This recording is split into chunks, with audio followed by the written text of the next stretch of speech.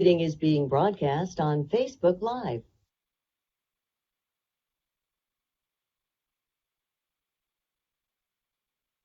Good afternoon. Good afternoon, Celine.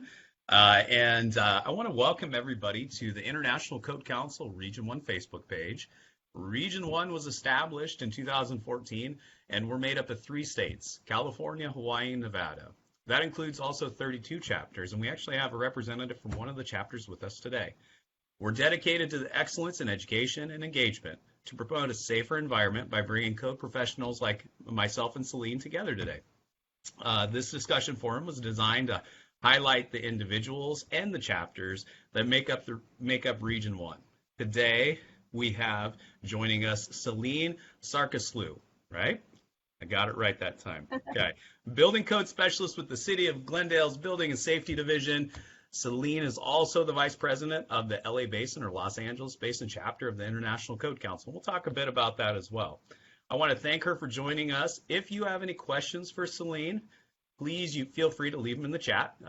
We will ask them as we go, and we'll make sure to add your comments or questions throughout this process. So again, I want to say if you would like to be a guest in one of our upcoming forums, please feel free to send us a message. We'd be happy to have you. Just trying to do too many things at once. We'd be happy to have you, or if you have suggestions for those that may want to participate. I know I have a friend in the Southern California region that also is the president of the Southern California Fire Prevention Officers that we just spoke to that would be more than happy, I'm sure, to join us. We'll try to get him involved as well. So. But again, please feel free to send us a message. And with that, Celine, welcome. Hi, team. Thank you for having me. I'm excited. I love these platforms because it really gives us an opportunity to connect. You're out of Glendale. I'm out of the city of Tracy in California. We're separated by about 5 hours. And if it wasn't for these virtual meeting platforms, we probably wouldn't be able to connect like we are today, which is fantastic. Exactly. This is my first time doing a discussion interview, so I'm super excited and a little bit nervous. So we'll see how it goes. I'll put your mind at ease. It's more of a conversation. So just know that that's what we're here for. It's more of a conversation between you and I, and really I want to kind of share in a lot of the different things that you do in Glendale, but also too for the LA Basin chapter. I think that the chapter is one of those chapters that is one of the bigger chapters in our region, but also too, you guys do a lot of work as it relates back to education. And I want to talk a bit about that. I think that would be good to discuss. And I did do a little research, so hopefully I don't catch you off guard when I ask you some of those questions. But so can you share with us and share with the people that are watching a little bit about your background and the area that you serve? So I'm from Glendale, California. We are located in the center of beautiful LA County. We have our population is about 200,000. And it's a jurisdiction that you will see a lot of different projects, residential, commercial, multifamily, brand new hotels. We do have our beautiful Americana, downtown Glendale. And it's been truly an honor to work with Glendale. I originally started in 2014 as an intern. I was a civil engineering student, and that summer I was looking for a place to explore more about engineering, and I got introduced to building and safety. And at that time, I had no idea what building and safety does. Didn't know there is code. Didn't know that we have code officials, building officials. So that's how I started, and I made my way to plan check. Okay. So do you primarily do plan check activities right now? Correct. Yeah, I'm a plan checker, but I started as a volunteer. So I was working in inspections office, answering phone calls, and then 4 months later, they hired me as an hourly worker. And at that time, we were getting a lot of permits by fax. So I wasn't really dealing with customers, but I learned how to issue permits. A few months later, I showed interest and I started working at the counter, issuing more permits. In 2016, I graduated. I got lucky that I had the best supervisors at that time. I mean, I still have the greatest supervisors, Right, but they right. were very supportive. They teach me, and that's how I started Plan Check, and now I'm a building plan checker. Yeah, and that's one of the harder things I will say. For me, I know that throughout the course of my career is doing plan reviews. A lot of times, looking at something in a two-dimensional space or a two-dimensional object and trying to think about it in three-dimensional terms to be able to identify all of the possible violations that or possible errors that could be is very difficult. And we run into that occasionally. Things may make it through just because you can't always forecast or foresee some of those things. So, Exactly. so you're an engineer by schooling, right? Is that correct? Correct. Yes, I do have my bachelor's degree in civil engineering, and recently I completed my master's degree in fire protection engineering. So should we see I'm you covering maybe? both. I was going to say, so with this week being Fire Prevention Week, how are you celebrating your fire protection engineering degree there in the city of Glendale? Our actually past 2, 3 days, our fire department has been celebrating really big. They're having lunch, they're having breakfast, they're doing a lot of social media posts. So they've been very active. But even though I do have the degree, I do not have the experience, and Right. those are one of the areas that I would love to learn and get the experience. Yeah, absolutely. I will say that for me, if I had it to do all over again and go back to school, because I've done a lot of different things, I probably would have went and gotten my fire protection engineering degree. I think that is one of those things that I'm kind of kicking myself now, being in my 40s, for not necessarily pursuing that type of degree. So, but you live and learn, right? So we're Correct. always moving forward. It's been a Um, very fun program, very fun. It's just knowing how the building acts, the structure, I mean, egress, you name it, fire alarm, sprinkler systems is just amazing. And it's another male-dominant major that we would need more female engineers. I agree. I think that's one of those things that you help bring a different perspective. And as we talk about perspective, so you're relatively new to fire prevention, not even fire prevention, but let's say code enforcement being coming from 2016 to 2021. Have there been any items that throughout your career or even through your schooling that have notable experiences that have shaped your perspective, at least in code enforcement and plan checking?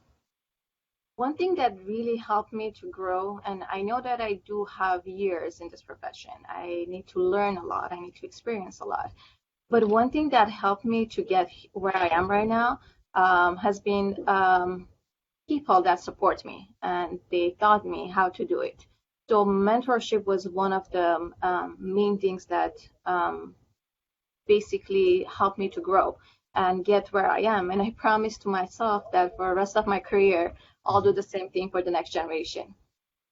Because it truly helps you to understand what is happening. You cannot do this by your own. I mean, you might be, but it will take you years. So just an example that when I started, my supervisor was making these modules with a cardboard and was explaining how the framing works because I didn't know what's the difference between roof rafters, ceiling joists, what is connection. So that's the way that he teach me. And he was taking me to Home Depot during our lunchtime and showing me the materials. And also I went to inspections to see what is exactly happening. So we were reviewing something and we were going to the job site to see how actually it works. And Okay. that helped me. And I believe everybody right now is trying to go into that direction because we are in need of newer folks for this career, for this profession. Right. Yeah, no, that's actually outstanding. I never even thought about that. That's a great idea to be able to take people underneath your wing. I love mentorship. I think that's one of the things that we all should be doing, especially for myself in my career. I know I need to do more of that, because I do think that that is one way that we can help develop the new people as the newer crop of building and fire code professionals, is really that mentorship. That's key. But I like how you said that your building official would take you under his wing, and he would take you to like Home Depot and just be able to explain it, being able to put, to practice what you're seeing on paper. I think that that's an outstanding idea and an outstanding concept. I know a lot of times in the fire service, we'll take a lot of new firefighters out in the built environment to show them different, your downtown Main Street, the type 3 buildings, those buildings that are vulnerable to fire, and they've got different types of construction associated with them, fire protection features that we wouldn't think of nowadays, because they've got those the fire cuts, and those types of things that are definitely a little bit a little different than what we'd have before. And so being able to do that with inspection staff, I think that we should carry that on. I think that that's a great idea. So since you've been working at the city of Glendale, I know it's only 2016, but there's been a lot of changes. What biggest changes have you seen working there, and also through your schooling, that that have kind of maybe changed you in the profession? I know we see some big changes, anywhere from like what we're doing today, maybe online plan review. I would think that back in 2016 nobody would ever saw online plan review, or at least very limited online plan review. But what are some of the biggest changes that you've seen, that you've taken advantage of, especially maybe during this pandemic? So the biggest change for our jurisdiction was when COVID hit. Because we were not prepared for that. And I believe a lot of jurisdictions were not prepared for that. Overnight, we had to came up with a procedure, with a policy that how are we going to do? We're going to be at home. We want to make sure that everybody's position is safe. It's not going to affect staff. And we'll continue doing plan check, issuing permits, serving the community. So one thing that we did at that time, we came up with a generic email address. We asked our ISD to come up with an email address, and we said that's how we're going to start. It was difficult. It was challenging, mostly because all we cared at that point was getting projects in, making sure that city is open, our department is actually helping. So throughout those months, we started developing our procedures. We started coming up with plan, assigning some stuff for individuals that can only focus on that area. And today I can say after a year and a half, we are continuing doing that. Still, we have some areas that obviously we need improvements, but that actually was a reason to go in that direction, to go 100% digital. Our city purchased a system, land management system, that will be, hopefully, it will go live next year. So it will be 100% digital. It will be a big change for everybody, including myself, because when I started, everything was paper. I'm still using my paper copies. But that was the biggest change. And Tim, another thing that was very interesting for me, because I've never experienced that, was when I was talking to our inspectors or plan checkers that they have over 20, 30 years experience. One thing that they mentioned that it changed throughout the years was, again, mentorship. Some of them, they're saying that they couldn't talk to their bosses. They couldn't talk to their building official. And that does not make sense for me, because I can walk into my building official office or my administrator office anytime that I want. I can talk about my problems. I can talk about ideas, and they're open to everything. And you don't see that difference between positions as a building official, as a plan checker, as a permit tech, or inspector. And that is something that I believe is very important, and it builds a better team, and we work closer with each other. Yeah, and I think that connection is one of those things that, I don't want to say it got lost, but it was one of those things that you could tell throughout the pandemic that people were searching for, is how do you maintain a level of connection? A lot of people work from home. I know that my staff, we kind of reacted very similar to a lot of other agencies where eventually there was nobody in the office. I think I was the last person in the office, and everybody else was working from home. And how do you maintain those connections? And cell phones are good, and you can make that pick up the phone and call, text, virtual meetings. We did start a daily check-in, so we would do like a daily check-in just so that way. One, we knew people were still alive in a sense. We knew people that they were still doing okay. Because I think that one of the things, and I think you hit on it, being able to go to your building official and your administrator and be able to have those sessions where you can talk out some things is kind of, for me, it's therapeutic. I think it gives you an opportunity to kind of help maintain a level of sanity, especially in this chaotic time. And I think that that's one of those things, like these platforms, and it's good to do, but it can't replace that human to human relationship. And I think that that's one of those things that I always try to value the most. For me, that's if I can do that somehow in some way, either virtually or in person, I try. But it was difficult. I will 100% agree with you, is that it kind of went away in a sense. So. Yeah.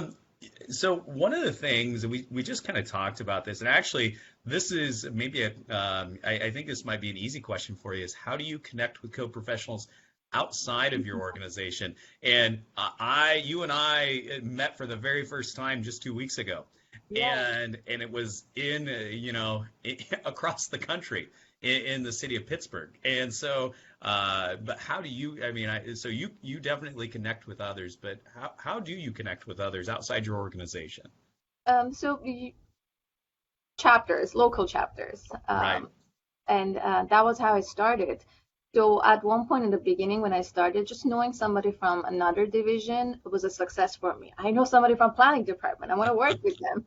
I know somebody from water and power. This is amazing. You build that connection. And then I started joining ICC LA Basin Chapter.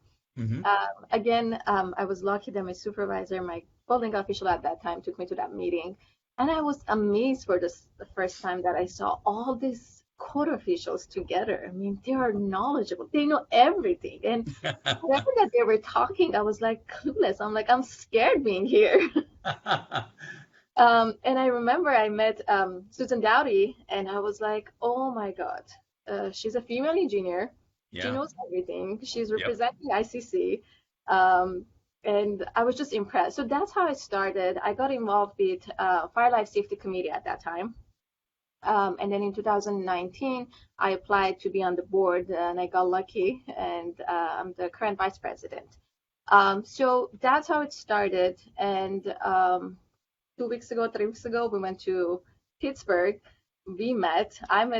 Both of us met a bunch of people from for the very first time. Yes. Yeah. And now we are just a text or an email away from each other, and we can find out what is happening on the other side of the country. Exactly. Yeah, I think that that's outstanding. I think that conferences, that was one of the things that I think were being missed, is you couldn't bring people together to network, and building and fire professionals and code enforcement professionals, or just industry people together to have those conversations.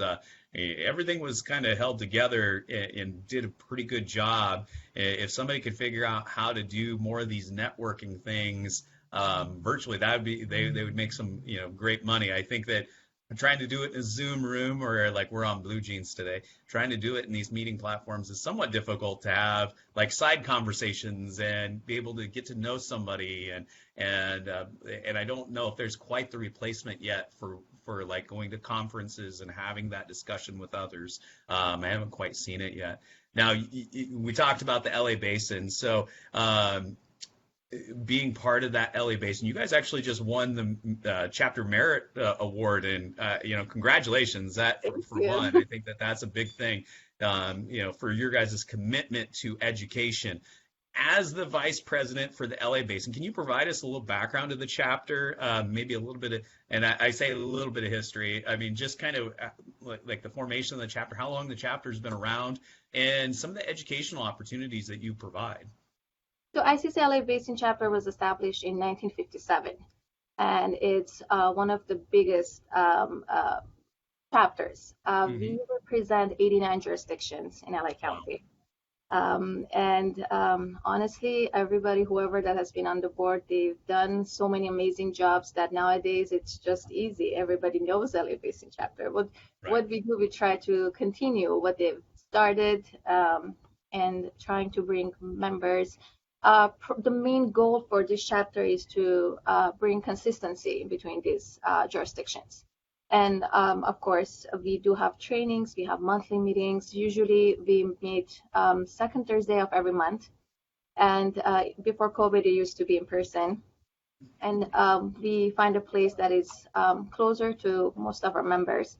But with COVID, we had to change. And one thing about the chapter that for past 1.5 years didn't stop.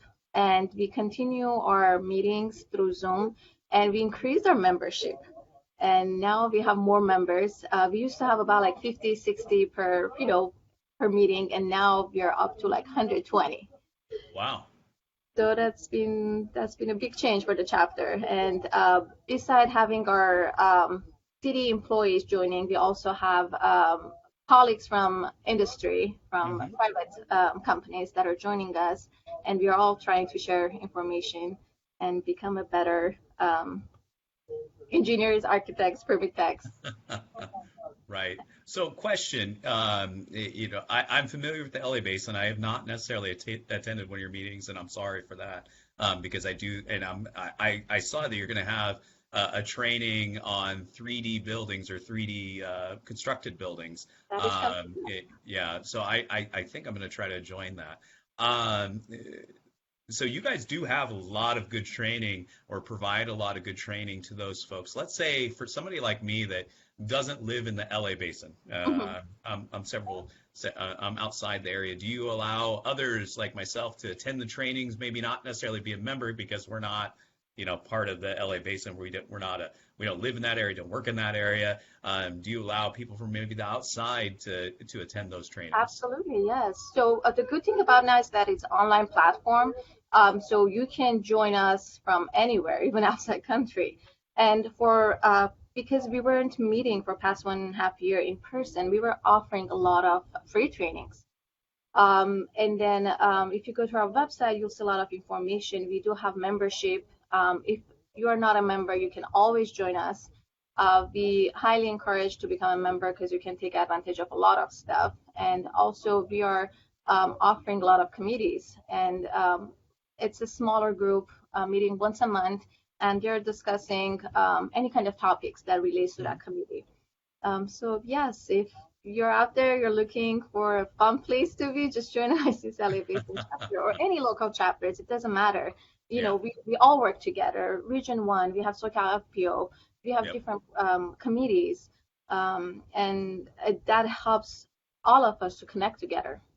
Absolutely. I think that that's one of those things that people, like you just mentioned, get involved with your local chapter or find out what your local chapter is. If you're in an area that you're not aware of your local chapter, reach out to your to Region 1, like myself or any of the other members. We can definitely help find those professionals that you can connect with. I think that that's a great idea. I think we talked about mentorship. That is one of those ways to seek out mentorship.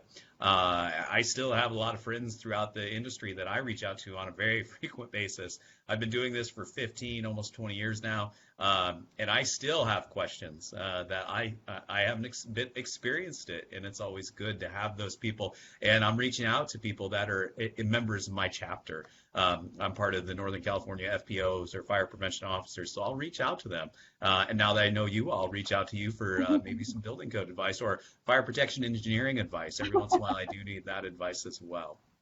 So with the chapter, how do you connect with ICC? So I started learning more and more every time that I was attending to these meetings.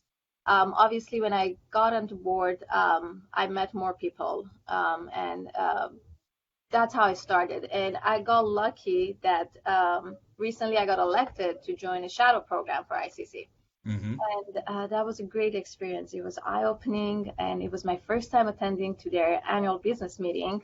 Right. And I met so many great people, and just sharing this experience with each other, talking about the problems, solutions was an amazing experience. And this program, it was individuals from age of 25 to 35 or less than, I believe, 10 years experience. Mm-hmm. So I met a bunch of smart, bright individuals that for sure for next 20 years they will be in this profession. Yep. And these individuals are the face of code officials. Mm-hmm. We had permit techs. I met permit techs, inspectors, plan checker, and we share a lot of information together. And I have to say that I believe we built such a good relationship and friendship that it will last for a long time, Yes. if not forever. Yeah, I think that, like you said, going to that conference and the shadow program, can you describe a little bit about what that shadow program is and maybe who your board director that you were shadowing and some of those things that you learned through that ABM? So this program is new. They have had it for only 4 years. This was the 4th year, and each director is allowed to pick a person within those range, 25 to 35, and less, like 10 years or less experience. And we shadow our directors, going to the meetings and spending the day with them. So we started about 2 or 3 days before the annual business meeting, so we were able to see what is happening behind the scene. It was truly amazing just seeing all the directors sitting on the table and discussing like real, issues or ideas. It was just, it was breathtaking. So I was shadowing this year Director Sturtown. And as you know, he is the Secretary and Treasurer of ICC. Yep. And he's the past president of ICC LA Basin Chapter. He served 2 years in a row as a president. So it was such an honor to be with him. Just seeing all these people was amazing. And I was kind of nervous to meet all these leaders, but they were friendly. They were sharing their experience. Yeah. Yep. So it was an amazing experience. Yeah.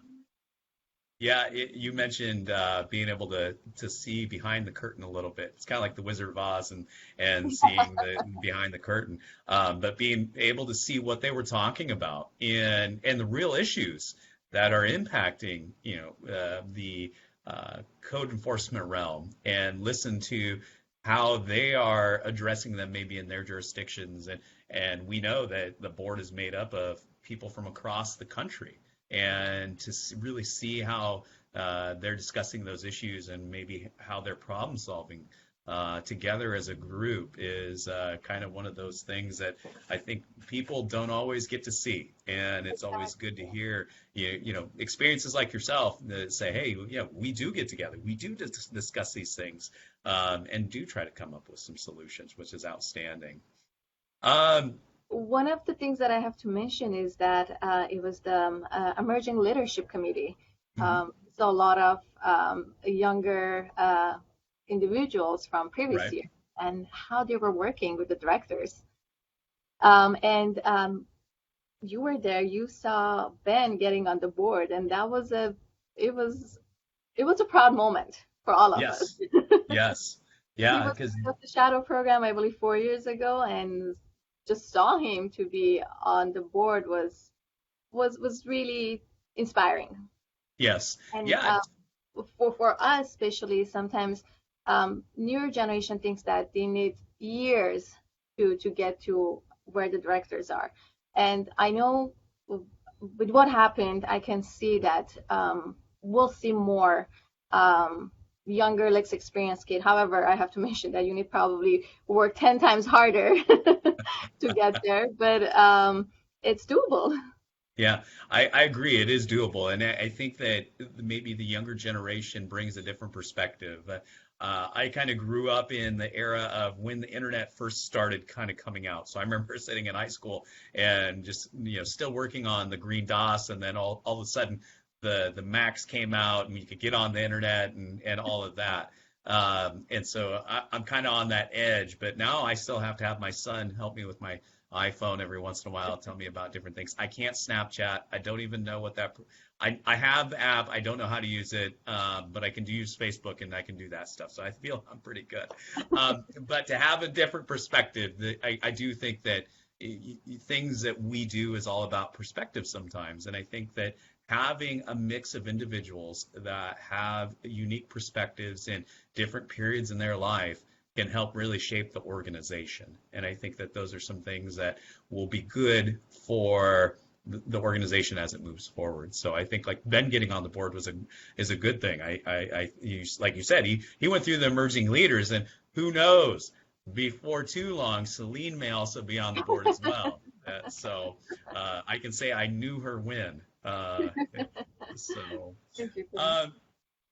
With the code industry is always evolving. We're always learning. I wish I could do better at learning more new things, but definitely it's a trade-off. Time is very valuable sometimes, and so I learned from talking to people like you. This is actually beneficial and educational for me. But how do you stay informed of changes?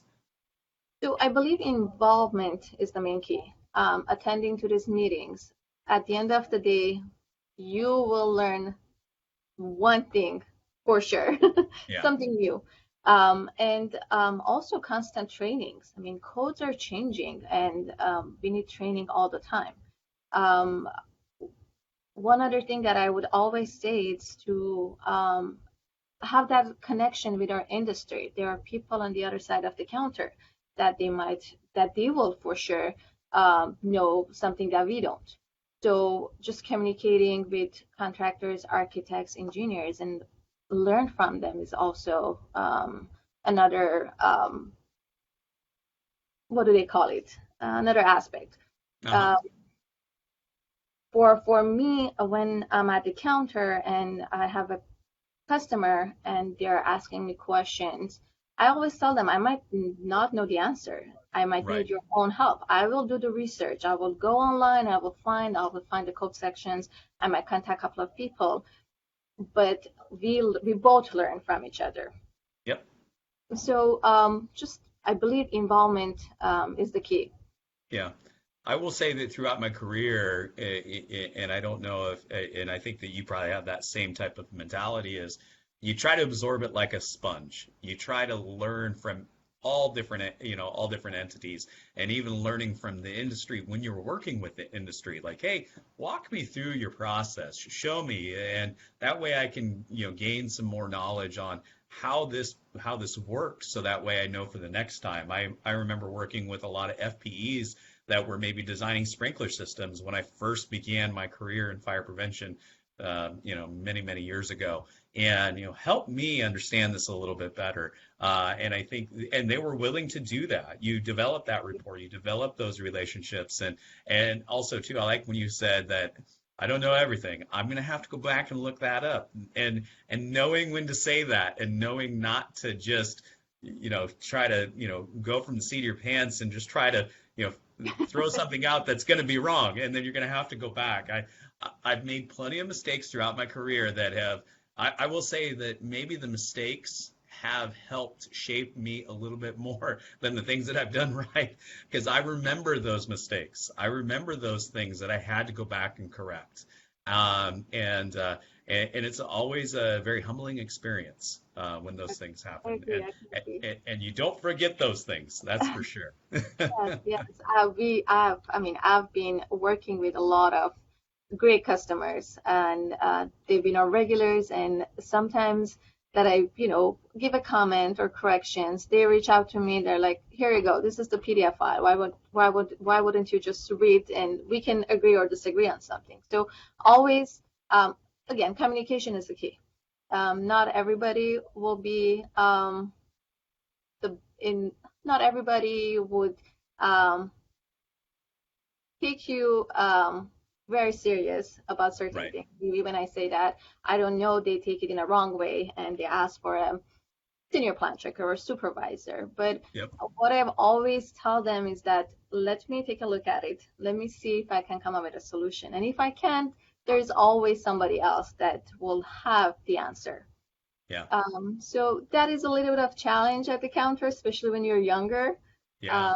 That they might not see you as an experienced person or as an engineer. But things are changing. Yep.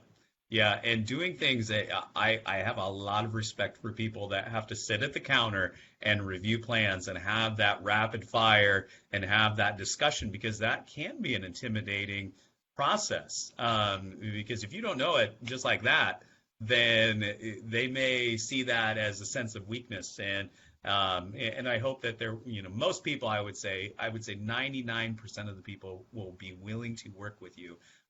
You get the occasional person that, like you mentioned, may want a more senior person or somebody that may have seen it already before. But I think that that's the process of us growing as code professionals and just trying to work through the process. And as you mentioned, hey, let me try. Let's get through it together. And we'll make it work. That's for sure. How do you build cooperative relationships? We talked about how you reach out to other people. How do you build cooperative relationships and partners? You mentioned it earlier in our discussion, was being able to network with people maybe inside or outside your department, other city departments, and that was a victory. And I agree with you. Starting in a new jurisdiction, I've done that many times, and trying to build those cooperative relationships. How do you build those cooperative relationships as you administer the code? So our division works closely with other divisions. For most of our projects, we have to work with our planning department. We have to work with fire department, and all of us are very close to each other. So if we see something that is not right, if there's an issue, we always get together and we'll try to come up with a solution. And it's not about just writing comments and give it to the customer. If there's a major issue, then we ask them to join us and we all sit together, and we try our best to come up with something reasonable that comply to codes, and the applicant is happy with that. So that's the main thing. And I have to say, just communication with other jurisdictions, because sometimes you see that the customer shows up and say, why are you asking for this? I was at other jurisdiction, they never asked for this. This is ridiculous. Right. I'll be like, all right, I know somebody from that jurisdictions. Let me just contact them. Let me find out more information, and we'll see how it goes. So that is a win-win for us. I 100% agree with that. That is one of those things that I heard it just on Saturday. Well, so-and-so doesn't make me do that. I don't have to do it over here. And so, of course, knowing people in each of those jurisdictions, well, let me text them, because I have their cell phone number. I'm going to follow up right now just to make sure that you're telling me what is extremely accurate. Maybe it's just a misunderstanding. Exactly. And sometimes they nod their head and they're like, okay. And then sometimes they get a little worried that maybe they've not necessarily provided a full explanation of what they may or may not be able to do in other jurisdictions. So having that network is key. I 100% agree with that. And it's very funny and telling when they say, well, yeah, I know so-and-so over there. Let me call him. And they kind of, some individuals will, get real quiet when you have those types of conversations. Yes, I agree. Well, we talked a bit about COVID. You mentioned that you guys are now moving 100% virtual, or at least 100% digital, as it relates back to plan checking activities. What other technology changes have you made or implemented at the city of Glendale to maybe address some of the challenges associated with the pandemic? So right now, we try to do electronic plan check as much as we can. However, for smaller projects such as signs, such as small remodel, When we do electronic plan check, we just upload it into our system. We don't need Uh-huh. scanning or keep the records. But for bigger projects, we ask them to drop off hard copies, we stamp them, and then we have to send them to outside consultant for printing and record keeping. So the direction that we are going, it will be 100% digital. Hmm. However, during COVID, one of the biggest changes that we've seen was virtual inspection.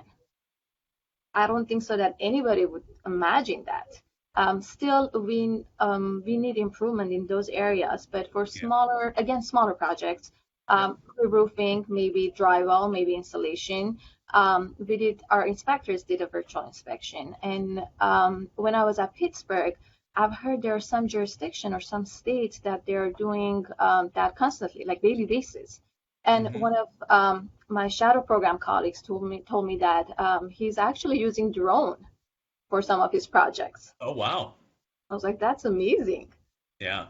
And I've heard there are some robots for underground inspection that you can just put a camera on top of it. It goes underground. You can see everything live. That's So yeah, it's sometimes you feel like it will not happen for sure, or it will right. take years, but you'll be surprised. Yeah. Technology, I will say that it's interesting to see how quickly everything mobilized and everything was implemented, from drones to virtual inspections, and then this underground a robot to go underneath and be able to take photos and video of different things that you need to see, and that actually helps. So you don't have to. Especially on the fire side, occasionally we encounter challenges when things get covered prior to inspection. And if there's a method or a means to be able to identify or be able to inspect it and not disturb what they've used to cover it would help. But I don't think we're quite there yet, but I think we're getting close. We're Yeah, definitely getting close. I agree. And you mentioned virtual inspections. I too, we haven't necessarily gone the virtual inspection route. In talking with folks through this virtual meeting platform and the different folks that I've talked to, they've discussed virtual inspections, and I think that it is a good option, and it is one of those things that may be underutilized, but also too you have to put good checks and balances to make sure that what are you using it for, as you mentioned, small projects, and not Yeah. necessarily like a full blown inspection, but maybe those smaller things that one may save you some drive time, may save you some time out in the field that you don't need to be there, and you can do it from your desk, you can do it from your car, or wherever, but it gives you an opportunity to not consume your whole day having to drive for a 5-minute inspection. And I think that the more we do that, and the more that technology expands, the better it will be. So That's true. Efficiency also. yeah, With our busy schedule, sometimes we need that. And if we can do some task in a shorter time, that would be beneficial for both sides, for us and for our applicants. right. So we'll see how it will go. Yeah, efficiency is key. I mean, I don't know about you guys, but we did not slow down during the pandemic. It actually got busier. And Yeah. there were a lot of things going on. And I really think that right around the pandemic, the initial like 3 or 4 months, there was an uneasy feeling. But after that, the construction industry definitely ramped up, and we were very, very busy. We continue to be busy, which is a good thing. That means the economy's good. People are definitely out there building, and I'm very excited to see that. I hope that continues throughout many years, and I hope it doesn't slow down. But yeah, it does lead to a little bit of making sure that you can get out there to address it, and through these technology items that might help us address that need as we move forward. So I'm very excited for that. Well, before I let you go, and we talked about it initially, we talked about the LA Basin, but can you talk a bit about maybe some of those trainings that you have coming up, and how people can get registered for that training, and where they can find the LA Basin on, either on the internet or any social media platforms, and how they can get more information? Yes, so we do have our website, icclabc.org. You can get a lot of information. You can contact any of the board directors and send us an email, and we'll make sure that you're signed up for our emails. So we communicate through emails as well.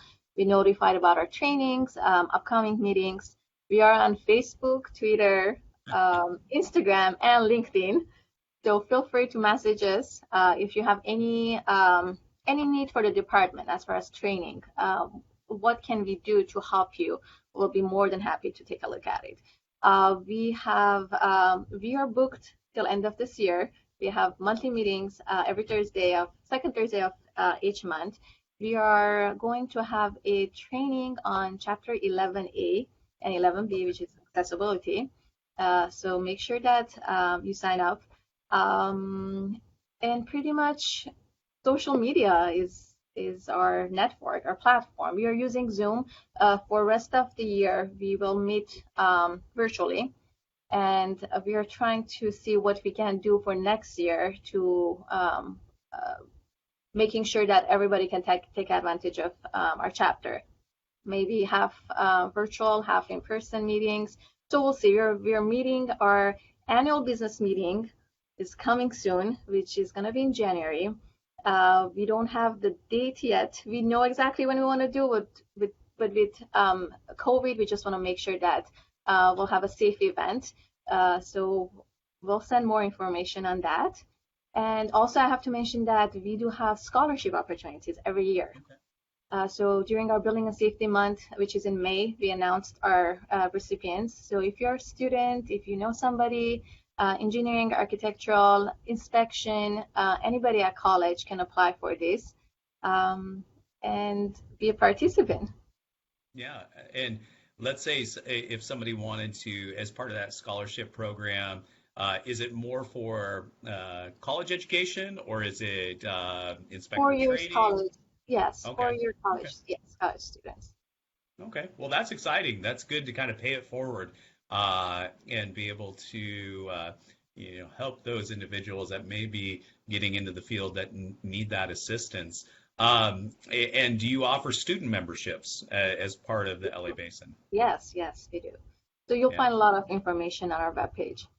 So go to LA Basin ICC Chapter website. I'll try to put the link in the video posting. I'll also, people can, if they're listening to us on YouTube, they can also find us on Spotify, Google Podcast, and Apple Podcast as of yesterday. So we are up and running, and if you've listened to this, you can listen to Celine, you can listen to all our previous other episodes, and hopefully learn a little bit about all the different areas throughout California, Hawaii, and Nevada.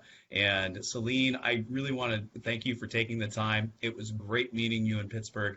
It's great meeting you and talking to you here virtually like we're doing today. And I think that this is an outstanding way that we can continue to connect and grow that network and really kind of help everybody throughout Region 1 learn a little bit more about the chapters, and hopefully we can all connect a little bit more. We do it very briefly on the all chapter calls, but this gives us maybe a more personal connection, and that's what I'm hoping for, is that we can continue to network. And if you ever need anything from me, always feel free to reach out. If I don't have the answer, I'll definitely talk to my good friend Gabe in the SoCal FPOs that is also in Glendale as well. He is one of those people that is very knowledgeable, or even Fire Marshal Randy Metz in Carlsbad. He is another good resource down there. So, all right. Thank you. I really appreciate it. I'm going to look to make sure we didn't get any questions. It looks like the one comment we did get was from our good friend Pete Roquet. He was saying hello. So he was watching a bit. I hope that I can have as much of a social media presence as Pete, and I'll probably be reaching out to Pete to help me develop my social media presence. As I mentioned, I can't do Snapchat. And maybe the next time I see you in person, you can help me. You're a little bit younger than I am. You can help me through that. My son is. Absolutely. He told me the last night he got a message. He didn't want to open it. I don't know why he said he didn't want to open it. There's a reason for that. I don't know what that reason is. But it is. outside of my my intellectual ability, I think. So. We'll work on it. All right, Celine, thank you so much. I really do appreciate it. And again, if you guys, if you know of anybody that can be part of the ICC Code Official Spotlight, please send them my way. I'd be happy to talk to them. For sure. Thanks for having me again. All right, Celine, I really appreciate it.